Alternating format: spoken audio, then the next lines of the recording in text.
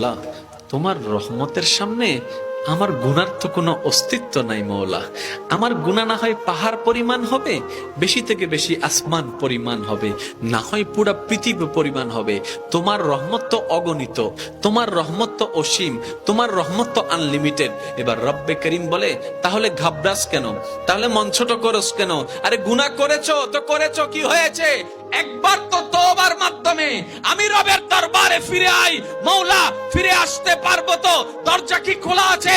রব্বে করিম বলে, মরণের আগ পর্যন্ত, কিয়ামতের আগ পর্যন্ত, সূর্য পশ্চিম আকাশে ওঠার আগ পর্যন্ত দরজা খোলা আছে, দরজা খোলা আছে, দরজা খোলা আছে।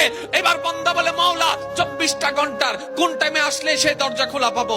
রব্বে করিম বলে, আরে ব্যাংকের দরজা খোলা থাকে নির্দিষ্ট সময়ে, অফিস আদালতের দরজা খোলা থাকে নির্দিষ্ট সময়ে, এমনকি ঘরের দরজাও খোলা থাকে নির্দিষ্ট সময়ে, এর বাইরে যাই না।